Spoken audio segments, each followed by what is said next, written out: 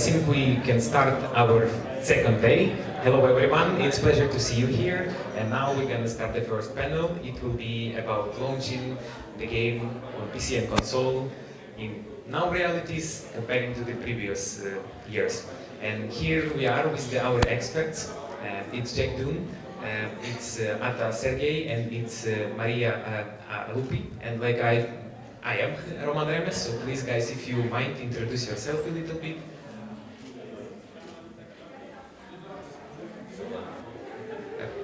If you take it, please. It's on. Hello, I'm Maria Alioupi. I'm the owner of Beyond Those Geeks game development studio. It's a small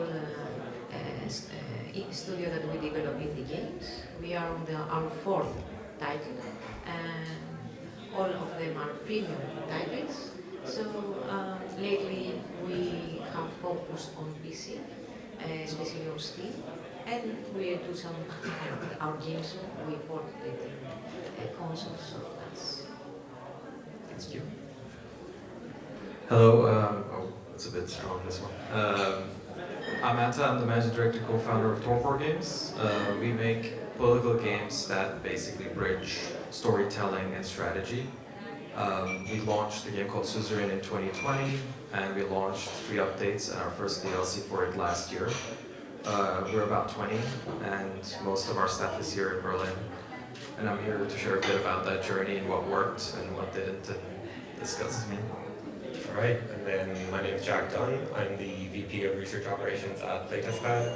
We're a playtesting and player insights platform. Last year we ran 5,400 studies across different platforms, and I'm here to give a bit more of a market insight into the types of research that people are doing, as well as what we're seeing across both the PC and console end of things, as well as some of the mobile devs shifting into that cross-platform vision that they've all been talking about for the last 2 years.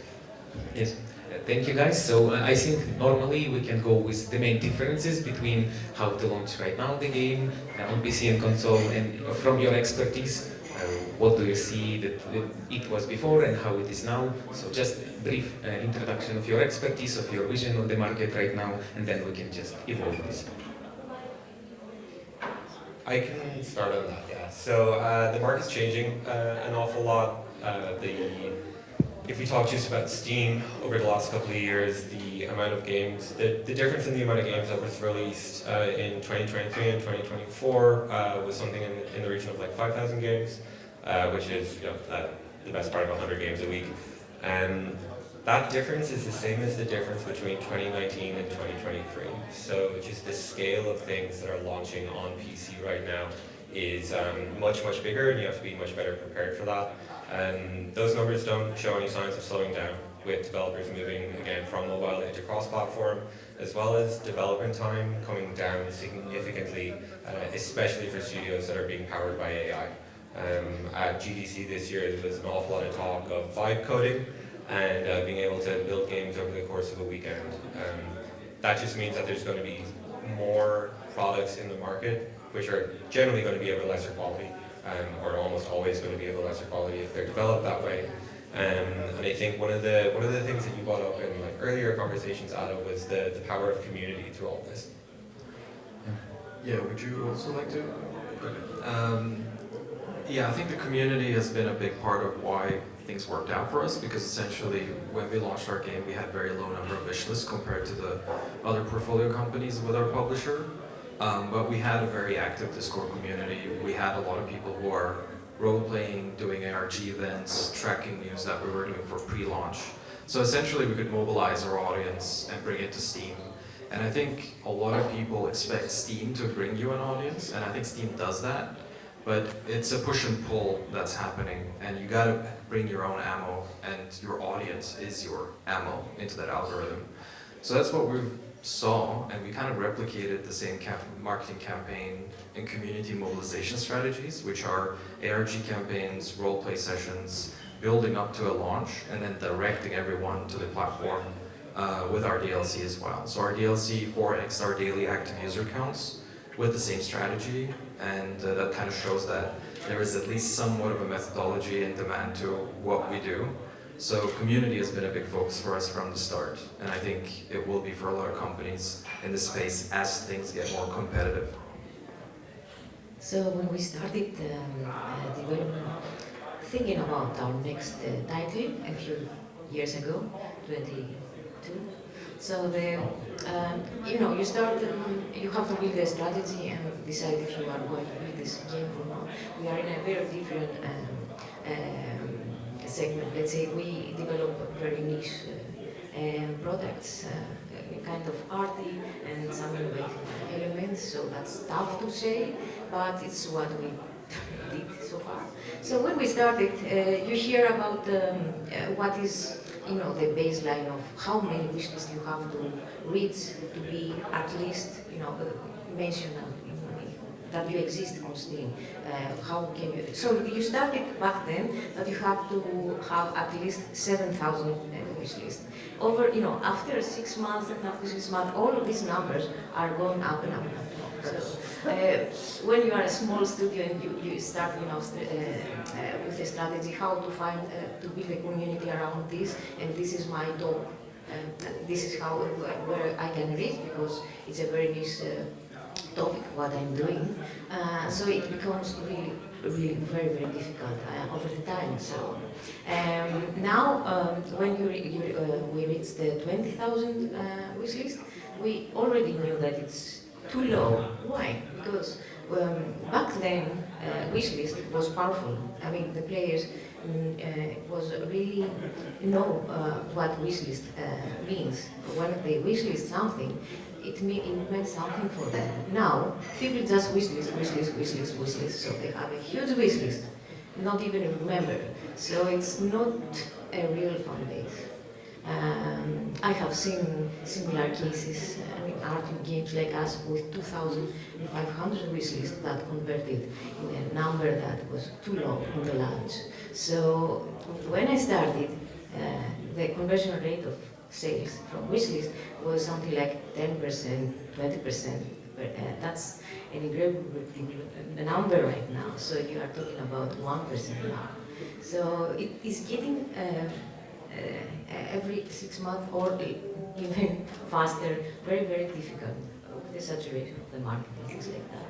Yeah, and with that you have to start looking at other platforms and ways of distribution then as well, right? Like you can't rely solely on Steam anymore. I think you were telling me that you're working on porting over to different consoles now? Yeah, but we are delicate this.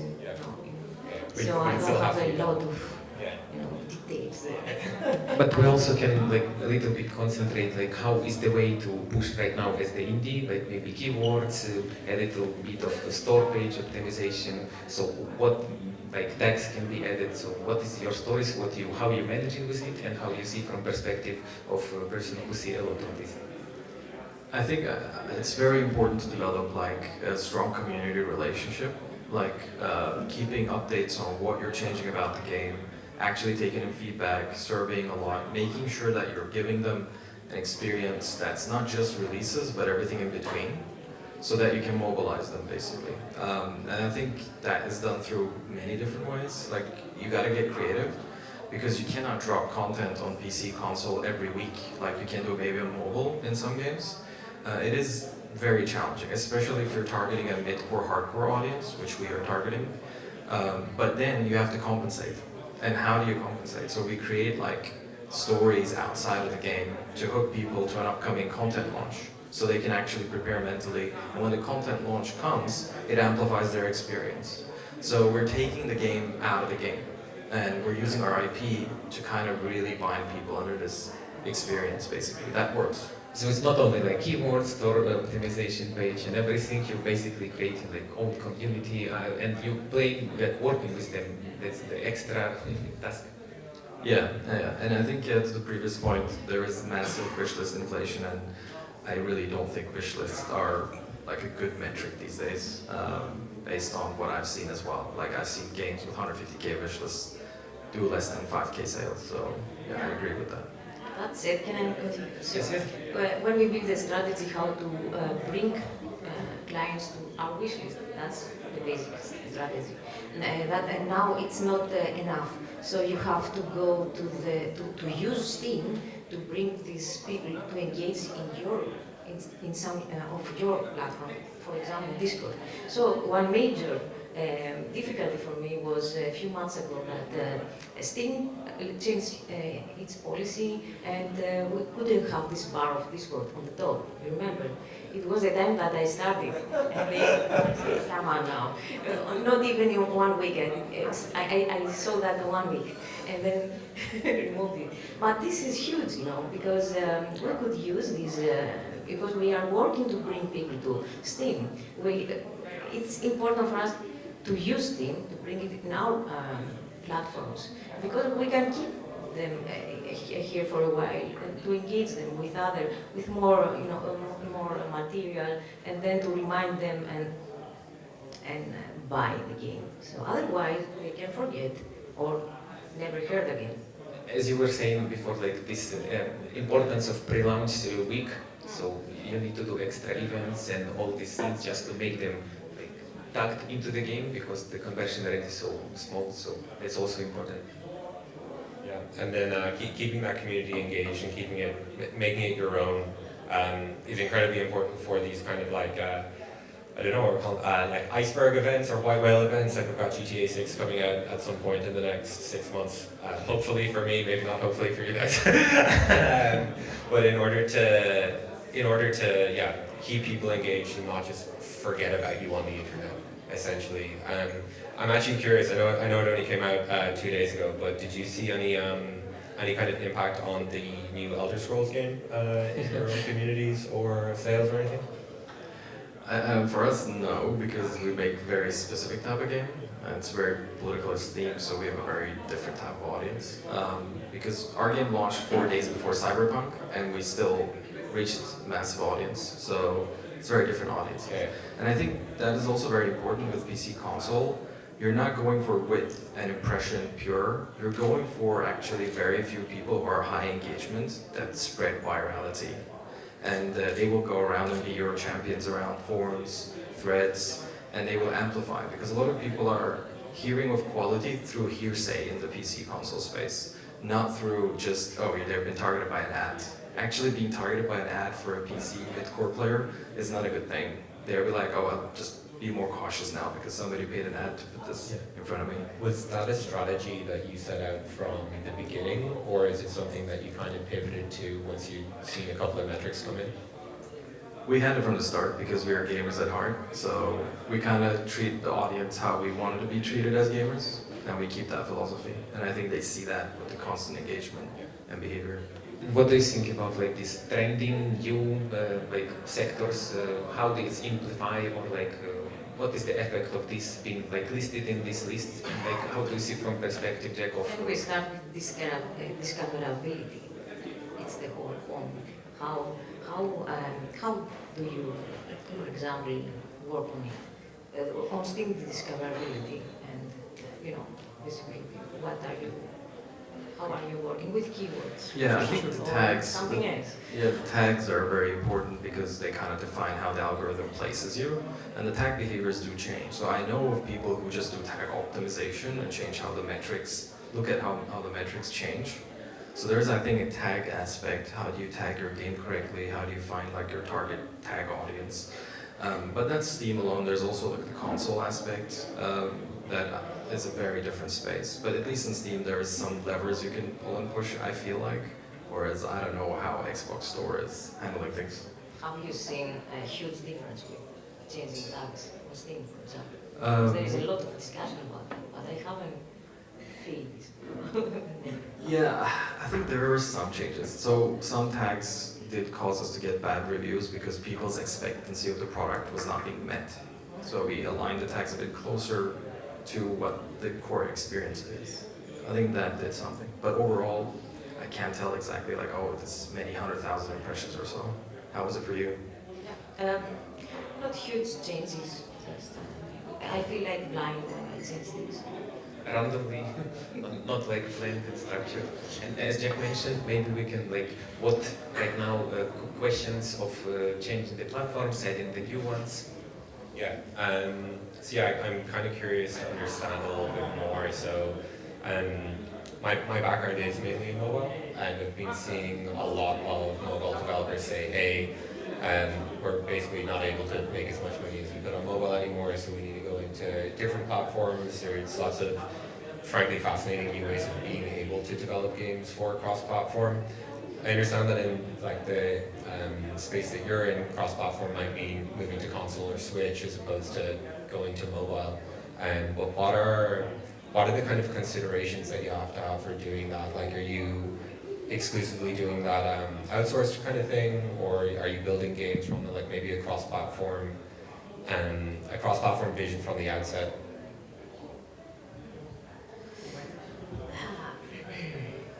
I would like to have a game, cross-platform. Yeah, as a tiny studio, it's really difficult. I mean, our experience was that we started with mobile. We built the premium games for mobile, and it was okay back then. We were almost lucky, but not enough. For example, our previous game, Reiki, it was a puzzle, and we built it for App Store. I mean, our vision was to fit there, and we succeeded because they picked it and they featured it as incredibly indie and game of the day multiple times. So we were also unlucky because we didn't knew that, or we couldn't change our launch. It was the same month that they started the subscriber program, and it was very bad timing. And it's like it was the end of indies in premium games on mobile. I mean, there is no point to just unless you get on try that. So, and then we just ported it on Steam. So it didn't work, like I said, we didn't work on Steam for that game to build all this thing. And we just give it in a publisher and do some work around it. So yeah, to have a cross-platform, you have to build it from scratch. And a tiny studio, really, we cannot do this. We have to focus somewhere, unfortunately. But if you do it, I mean, in a project like that, yeah, that's the best. And I think that the numbers shows that players prefer this thing. Yeah, it's very challenging. I think because you need to develop a game, and important is its own challenge, because you're also redesigning your user interface sometimes. You're doing custom features for the platform. So it's a massive divergence from core development. I think that's always the pressure with a small studio. That's what we had as well. We got the German federal grant to port the game to Switch and mobile initially. We did a paywalled mobile port, and we got like a lot of comments. It's like, oh, I want to play more. This is just paywall. This is bad. So last year we got selected as part of the Google Indie Accelerator, and we graduated as well. And we created a new hybrid monetization model for our game on mobile and deployed it. And now like our numbers increased quite a bit. It was very challenging, and we did spend a lot of time and resources into it that didn't go to the next content release. But we do see that it creates a revenue stream that stabilizes the studio. Especially with our case, we don't have any paid advertisement on mobile. We still passed 800,000 downloads and installs. So it still helps enough for the months where you cannot discount on Steam, because that's the big thing on Steam, is this discount strategy that pulls in a lot of revenue. But in an off discount month, because there's a cooldown, actually mobile revenue will stabilize studio stability. So that's kind of like how it impacts us, for example, and that's why we diversified. And Jack, from your perspective, you see a lot of migration from mobile to PC, because like Nutaku, like there's just so Steam heavily. So we see a lot of studios who want to build out a cross-platform vision or a cross-platform game, and maybe to make you feel good about this a little bit, even they find it really hard, and even with comparatively like unlimited resources, they will actually start with one SKU at a time. So they will generally start. Most of the development will start on Android and then actually get ported out afterwards. And then it becomes there's like a little bit of a balancing thing. So do you want, if it's a multiplayer game, do you want mobile players to be able to play with PC players or console players? And then there's a whole usability aspect to that as well. So I don't know, most people in this room have probably played Balatro, and hopefully a few have played on PC and on mobile. the whole user interface and user experience on mobile, it actually works a lot better, but it doesn't teach you it very well. It doesn't teach you how to power up the cards properly, because you have to select them first and then drag something over. And there's no indication in the UI about that. So it's so easy to think that porting is just like this thing that happens and then like better game come out the other end. But it really isn't. It's a huge challenge if you do it internally or even for the companies that externalize it, because they may not understand the vision that you had or that your game design team had from the outset. I think one big learning for us was we custom did a UI and control interface for Switch and mobile in our initial launch. And then we had to just wipe all that work, and then we unified the user interface, so we now have a single database, single UI that just functions everywhere. The downside of that, though, is that you cannot really create custom, bespoke stuff that feels really native to the platform. Or unique. So there is always a trade-off, but for us, this was like a better way to be a cross-platform studio because of our scale and size. Have any of you played the Metal Gear Solid remasters on Switch? But they suck. They are very much a PlayStation 2 game that has just been thrown over the wall. Like the shooting mechanic works on the B button, and you have to hold down B to aim, move the character, and then release B to shoot, which doesn't work on something. If I put the microphone down, the whole speakers will explode. But it doesn't work on something where you're like this. Yeah. But Red Dead Redemption, the first part, like it's not as adapted as it can be, and it feels like it doesn't feel like the native experience thing that you're talking about there. It feels very much like this was a blah blah blah game moved to blah blah blah.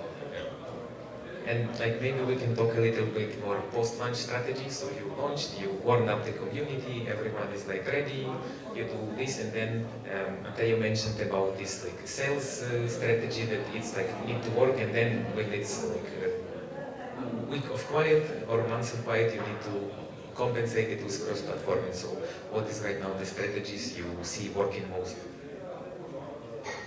I think like the really understanding what the players want and what you can deliver within the vision of your game. Because there's going to be a lot of demands post-launch. Like people will have different ideas about the game. You really need to bring the community in a cohesive space where the direction, even of what the community expects the game to be, can be narrowed down to a place where you as a team want to work on, but also what you can actually develop from your capabilities, from technical design, content. And we did that a lot through surveys. We're like, hey, we launched this. What do you feel about this feature? What do you feel about expanding this part of the game? And we really like collected all this data. And then we're like, okay, what do we want to do as a studio? And we found a middle ground. And as long as you kind of navigate between those spaces, the community feels like they're always been heard and listened to. They have a chance to participate in the direction development of the studio. And I think that's an important part of the next gen experience of building like communities. It's like we're not just creator customer now. We're working together on something, and there's a back and forth. And I think once that is established, if your product is unique, you can just replicate it and scale it over time. It is a slower approach compared to mobile growth, obviously, but it is a more steady and long-time value approach. These audiences will be loyal for decades. Maria from your side. That's very promising. That's what we have to do everything. So, from our end, because we just have a premium game that we do not give more content as we are the difficult cases always. So, what's for us after launch is to just to think a period that we have to work a little bit again on the marketing to bring. We have to find new customers. We have to find customers, unfortunately, and to play with discounts. We have to arrange some bundles now. Visibility. Because this is what we give is just the content for entertainment. For us, our last game was Cat Detective. Is like a film noir in a humorous way, so people could find it to play in a weekend and laugh. That's all. So you have to find a new client. And as a small studio, it's not very easy, especially after launch, but not impossible. So that's what we have to work. Of course, the real work is what he's describing. It's that's a sustainable product. But still, like with your approaches, Jack, how do you see why like the big guys who have like unlimited budgets, they cannot like combine this the idea which they want to present with like the reviews, what the users and players say? Why? So it's a, I believe that at that point it's a scale problem, and it's also probably those types of studios, like the AAA guys, are running more on these studios that have been around for 20 plus years. They're running more on like creative vision highs and creative direction highs, which sometimes pisses off their long-standing communities, which we've seen again and again and again. Like I think one of the most interesting things that's happened in that space over the last couple of months is the new Battlefield plan of having players be part of a wider, we could call it research community, but it's really just a wider community, kind of community-driven development plan. It's really interesting to see them go for that angle. In the research space, we're kind of looking at who is in charge of those player insights. So is it the community team, is it the game design team, is it the research team, consumer insights, or whatever? And then because these studios have much more marketing budget and marketing power, they can do UA on places that aren't Steam. So like I was in LA a couple of weeks ago, and like on the sides of buildings, it's the next Call of Duty game. Like like a multi-million-dollar budget for that. And Ada, I kind of turn back to you on this one a little bit. Do you look at bringing people in from outside of the community? And when you do you look at bringing them into the game first, or do you look at bringing them into the community first? I mean, they're kind of connected because, like, if you have an IP where that the game overlays and the IP and the game experience are unified, you're bringing them into both worlds automatically. Yeah. Like, we see it as like the community, the IP is where people are, and then they drop into the experiences of the IP, and they pick whatever they want. And that's kind of like the vision of what we're building, at least trying to. And I see it like, to the previous point, like we need to bring customers in, how do we do that? I see it like, because we're a political game studio, it's like, how did the German tribes beat the Roman Empire, It's like, it's kind of a similar scale of power, resources, and like, it's guerrilla marketing, it's guerrilla strategies, like of indie studios, we have to find other studios to bandwidth, we can do bundles, we can like highlight each other's games. For example, our studio highlighted Vampire Therapist, which is a game that got BAFTA nominated recently, Berlin indie that we love. Also worked on some really cool games as voice acting as well, the core developer. We brought 150,000 impressions to that game, and other games do it for us. So like we have this resource and we have that guerrilla at small scale to really find more loyal people. And larger studios and like companies have this budget advantage. They can deploy at mass scale. That is a massive strength because then you still have more shots on goal on getting people onto your game. But they also overexploit their audiences. So it's kind of like a resource. Like if you overspend the resource that you have that replenishes, which is your audience, you over time start losing people. And over time you need to create new things because old things will fade away. And that's what we're seeing with like stuff with Ubisoft right now. And other things, it's gonna happen to other companies as well. And this is this dilemma. Empires need to reform to stay alive. And the tribes need to band together and do guerrilla marketing. That's like the end of the talk. That was so good, man. Yeah, it's a finishing point. Just before we finish up, Maria is showing off her stuff over in the corner, right? You're showing off your new game. Where you got you're in D something over there in the corner, by the way.